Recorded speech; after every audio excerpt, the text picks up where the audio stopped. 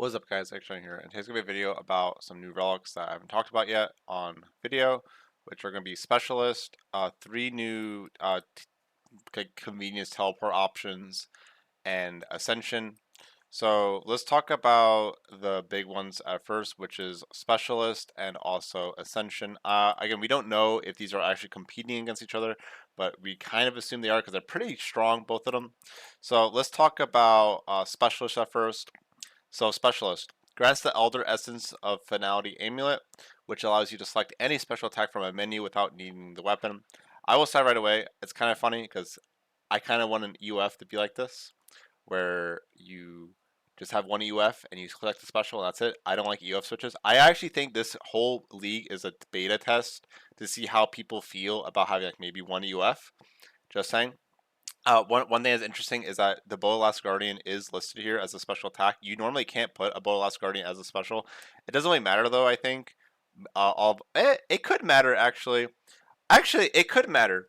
So let me finish this. And I'll talk about that. At a bank, the special attack contained within the Elder Essence of Finality Amulet can be changed for free. Every 15 seconds, your next special attack will consume no adrenaline, and special attacks deal 50% more damage. So, at a bank, you can change to any of these specials. So you do you do need to be at a bank to change the special. You can't change it during the fight. Every 15 seconds, you have a free special. Well, how good is that? Well, you definitely want to dump something like Dragon Claws or Dark Bow, or maybe even just a Zamorak Bow if you're only have one choice. And special attacks deal 50% more damage. Again, that is obviously very good for like Dragon Claws. DDS maybe, I don't know about that one.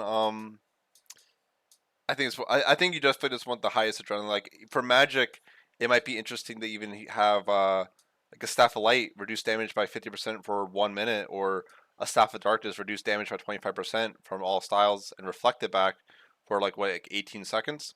You really want to maybe put like a high adrenaline dump. Although actually, you need to have it on, so you would have to choose specifically that necklace unless you like. Yeah, that's the thing. Like, see, that's interesting that you can't have multiple. At least we assume you can't have multiple of these. If so, again, like, look at me. I'm like, you actually have to like be a little bit careful with what you pick. So the one thing that's interesting that the Bolas Guardian special is listed here, and normally you can't even put a Bolas Guardian into an EUF. So I wonder if can you use Blight Bounds with Bolas Guardian? If so, that'd be pretty strong, I would think. Uh, I don't know if you would actually have the passive though. I maybe not. If it activates the passive, like we don't know. That's the thing. So if you have Blight Bounds on, you can have Hydrix bolts for a ton of adrenaline, and have Bolas Guardian passive after you use the active. Maybe it's coded like that. We don't know. We have to wait for some guy to pick range, and I think Blight Bounds with Hydrix bolts, and if you had Bolas Guardian special that activates the passive of the Bolas Guardian, that'd be strong. Maybe it doesn't work like that, just like how the Exekill is on here, but like you need to have the Zux Sword on to benefit. So it's probably not. It probably doesn't work like that, sadly. Sadly, by the way, I did test this out. So the special attacks dealing 50% more damage. I was chaos. I was Zerking, Chaos Roaring, and I think it was even under Dragon Battle Axe special Battle Axe. And my Dragon Claws was dealing about like 40 to like 50,000 damage. So, I mean, that's pretty good, especially if you could use it with no adrenaline. Obviously, every 15 seconds.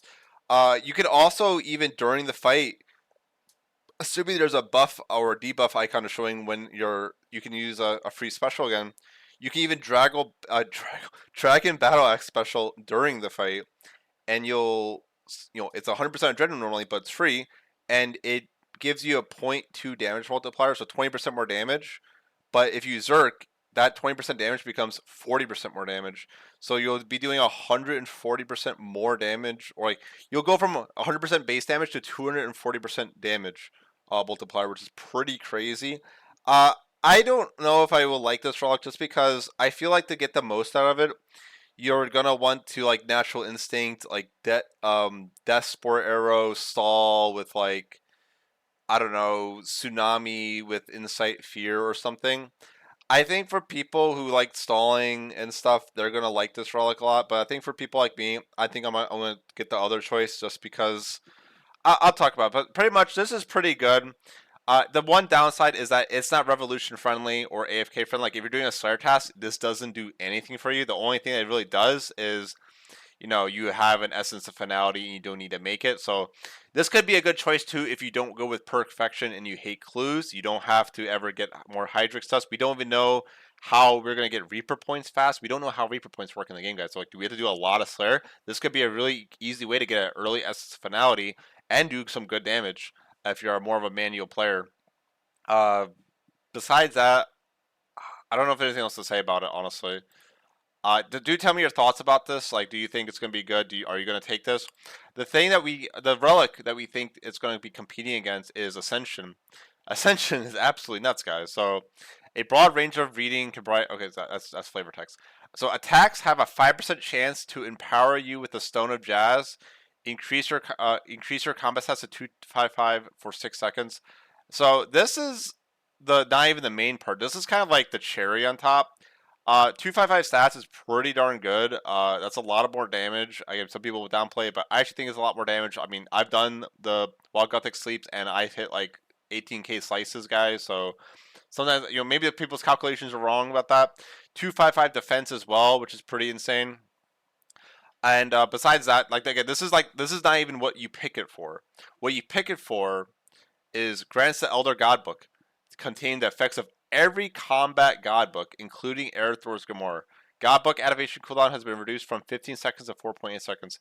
What's not said here as well is that pretty much every 5 seconds or 4.8 seconds, when you're in combat, it just goes for a checklist of, okay, which it procs all the books, but it's like, okay, full book, that procced. Emskip book, okay, it failed to roll.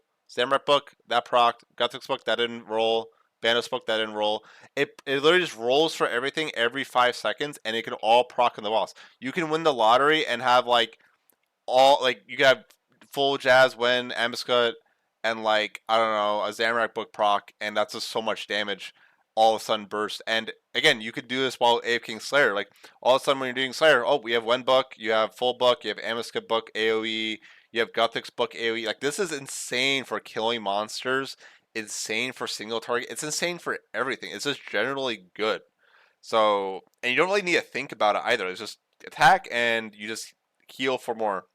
Like if you're using melee, if you're using melee too, the melee relic heals you for 10% of melee damage dealt. Well, when you're wearing a god book like the Wen book, it's melee damage. When you're wearing a Zamorak book, it procs it as melee damage. You'll heal so much that I don't know how you even die. This is actually an insane relic. I don't know if it's so insane that I kind of am skeptical that it's actually competing against specialists. Although it is the same, like the stars, like it's a blue marks around it. Like this has a gold star, so maybe not. Like this is just so powerful. I actually think this is way better than the special. Like maybe they are competing. Uh, Besides that, guys, what else was I gonna say? But I mean, you don't need to farm pages for anything, and don't really need to think about anything as well. So yeah, if I had to choose between the special attack or Ascension, it would just be Ascension, because another aspect of it is Ambuscate Book increases your base damage by 10%, which I believe also is multiplied by Zerk, because Zerk I think doubles your ability damage, so it would be it would go from 110% to 120% ability damage if Ambuscate Book's on. Full book is plus 20% damage. I don't think this is added because it's not base damage increase. But like Amesca full book added, but by themselves, like that's a 30% damage increase. Meanwhile, if we look at specialists, it's like, okay, special attacks 30% 50% more damage. Okay, but it's only special attacks. And like, what if you don't have the adrenaline for special attacks? Yes, sure, it's free, but like, meanwhile, this is literally 10 to 30% more damage. Every 5 seconds, it'll roll for 10 to 30% more damage. And you could, in theory, have it as an infinite loop. Like, full book lasts 20 seconds. You have 4 chances to re-roll a full book. Amesca book lasts 10 seconds. You have 2 chances to roll for it and just have a constant loop of 10 to 30% damage increase. On top of all the other books, like Jazz book, that's a 30k nuke. Wen book, that's like an 8k nuke. Like, I don't know. This relic is absolutely bonkers. It just increases your base damage and everything. The only thing negative you can really say about it is like maybe Jazzbook PKing you at Virago Reflect, but you'll probably kill him anyway. Just take off your book and put like 2s and 4, because it's time gated. And full book, maybe you take too much damage, but just put on a protection prayer. Like, who really cares? Um, so yeah, again, tell me your thoughts about these relics. Next we're gonna talk about the Fairy Flight, Ascension's Insight, and Voidwalker relics. So if you talk, it's essentially a quality of life teleport. I'm assuming we're gonna have to choose because they put them all together.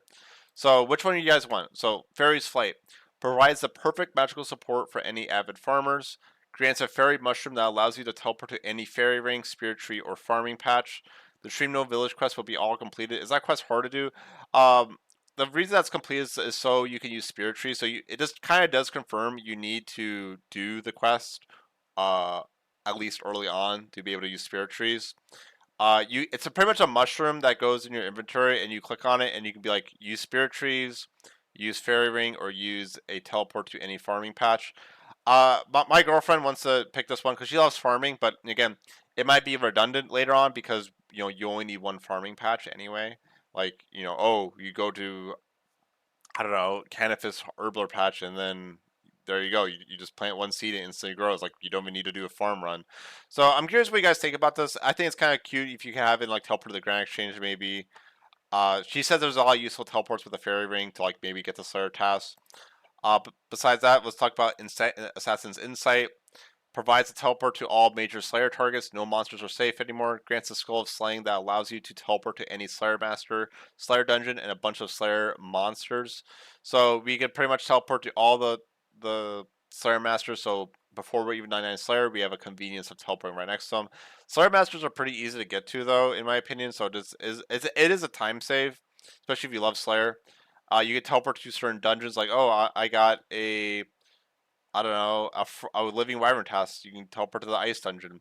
And if you get a living wyvern test, you can teleport right to them. Like, you can teleport to Calgren demons. You can teleport to Edemus. Uh, if this guy doesn't have Anachronia unlocked, so you can't teleport to the dinosaurs, obviously. So yeah, I mean, this is honestly pretty good because you can literally just finish task, teleport to your Slayer Master. Okay, your task to kill Eretz, and then just click teleport, and then go to Eretz. So this one seems pretty good. I think long term, especially if you pick the farming instantly grow and harvest yield. So yeah, I think this one's probably the best. Unless the fairy ring is secretly very good. You maybe tell me about this. I don't know. My girlfriend, I don't know. My girlfriend says the fairy ring one's better. Voidwalker is the third relic. Weave through the abyss. It's essentially, I'm gonna read it. We weave through the abyss with the teleports of a range of jewelry combined into one. Grants an abyssal conduit, a powerful item that provides unlimited teleports from the falling jewelry. And here you go. It's essentially a passage of the abyss, just for free. This one, it's kind of. I mean, I would only get this one if you do clue scrolls. I have a passage of abyss. I don't use this like for anything. So yeah, I would only get this if you love clue scrolls and you love it so much that you don't want to like make 100 of the jewelry or anything, and maybe you aren't getting the Elder God brooch to make jewelry instantly. So yeah, do this one is just for clue scroll people. I would really take this one if you do clue scrolls. Uh, this one if you love doing Slayer and again, Erets are pretty darn close by. Like all these monsters are pretty easy to get to in general. Like jungle strike worms, you just teleport to, what do you call it? I don't know. It's called Uglog, and then just go west. One thing this can do though, I'm assuming these three teleport relics are actually pretty early, like maybe tier 2, tier 3, which won't require many points. This could be nice. Like the Slayer one could be nice because you could teleport to like Prifidus or teleport to like somewhere that's far away because you don't have the lodestones unlocked right away. I think you can do the same thing with Fairy's Flight though, maybe. Although it says 0, so maybe you can't teleport. I think you need to talk to the tree. I think you need to unlock that. I don't even remember honestly. So yeah, I guess that's really it for that. The only other thing I want to talk about is, uh, you know, uh, uh, what style do you guys want to pick in general? Like, what's your strategies right now? So I will say right away, I think what Ali and I are going to go with is Excavator, just because we're planning on doing melee, and you know, doing archaeology, getting Fury the Small and Death Ward is really good, and you know, Calgren Demon, Hellhound is really good. And this just scales really well. Again, you have a dragon. You don't have to get that dragon Monarch at all. Uh, Perks don't really matter for archaeology at all. 5x as many chronotes, so you can easily pick relics and like buy the upgrades for archaeology. Restoring artifact costs half as many materials, so you shouldn't run into issues where you can't train archaeology fast. Like not be requiring materials. Like if you didn't pick this, you would level archaeology so slow because a lot of XP is in restoring the artifacts. Uh, Time sprites do not move and follow the player, so you get the maximum archaeology experience. Like you're sweating without even sweating. You get a soil cleaner without even requiring invention, which is insane for more materials. If you mine, you get archaeology materials even within geodes. Increased reward from rock opportunities. Gems are automatically cut when mined. So I'm curious, is this really that good? Like, is this a good way to train crafting, or will there be a better way to train crafting level 80 for invention? Is cutting like mining from like Prifinus gemstone mine gonna be like the play here to level up crafting fast? Let me know. Ores are automatically smelted into bars without the required smithing level. This is a really good way to level up smithing because you do get the experience, I believe. So yeah, you can kind of just ignore smithing entirely and just keep mining and just the dive and word like literally just go for 99 mining and you probably will have like 70, 60 smithing plus. Sorry. Bank ores and archaeology materials automatically when mining and excavating. Well, so like again, like I mean, I'm honestly kind of talking too much, but like this perk is so broken that it's like kind of funny. Okay, so like you don't even need portents for the ores, which you get a lot of, and archaeological materials you get a lot of. You don't need a bank, and it's just 100% AFK. The only downside for mining again is you have to pay attention. You don't have juju mining potions, which makes it AFK with stone spirits. Um, yeah, it's pretty crazy. Again, like the other one, like Divine Woodcutter is pretty okay actually to train like divination early, because you can't use the Gave of Lindis divination offhand until 80 divination, and all people want is 80 divination. So this is a good way to get 80 divination, and you can train some hunter as well. Uh, Woodcutting, I guess it can be useful if you like ranging a lot because you can make a masterwork bow pretty easily. I think. Although you probably need smithing as well. I don't even know. So like again, like what uses woodcutting and fire making? Fire making does help smithing a bit, I guess. But like yeah, like the only thing that's nice about this is just the divination, and I would say you maybe go for divine woodcutter if you don't pick um perkvention because you might need a lot of divine charges. Maybe I don't know. This one's like okay. Animal wrangler. I feel bad for this one because this is the one my girlfriend wanted to pick, and it's like you bank fish automatically, but there's always a bank nearby, and you usually just drop food anyway. So like and also, you can also even pick the other perk that automatically cooks, or you finish all the actions immediately. Like, oh, cooks 27 food instantly. Hunter loot when hunting, like most hunter loot is stackable. So how does that matter? Automatically cook fish when caught. So again, you will train your cooking at the same time, and you can like fish blubberfish. But like, I don't even think you're gonna need food, especially if you use melee. So yeah, fishing requires no bait. That doesn't matter. 50% chance to catch uh while fishing. It's like well, is it like an aura? Because 50% chance, like a fishing aura's 10% is not just 10%. It's like an 18% increase because of how the math problem works with fishing. We don't know if that's just like, is it really just 50%? Like it could be pretty good, but all that would mean is like you get 450 blubbers an hour instead of like 300. Um, Double loop when hunting. How does this matter? Even big game hunters like kind of like whatever. I guess it can help with getting a double Modoc or something, right? And guaranteed success at capturing your prey. I mean, you could just do Het's Oasis and just finish Hunter Instance. So like again, I feel kind of bad for it. Production again. I'm gonna try to hurry up with this. So sorry, because this isn't what the video is about. It's more about the strategy I'm putting pick. But so again, I will be picking Excavator. If it was between Production Master and Perfection, I think I'm going with Perfection because I don't want to do Clue Scrolls and I don't want to have to worry about doing a Raxor or camping Vindicta for stupid Dragon Rider alliances. I just want to get into the meat and potatoes of bossing and just have fun and just go go go go go go. I don't. I don't care about like max. Like, why do you even need a max? Just do combat. Like, you don't need to get stats for skills. Like, the only skills that matter is like archaeology, I guess. But maybe you just Fury the Small is good enough, and just enough to get a binding contract. You know, like this is just a good for. This is very good for scaling, obviously, guys. Okay.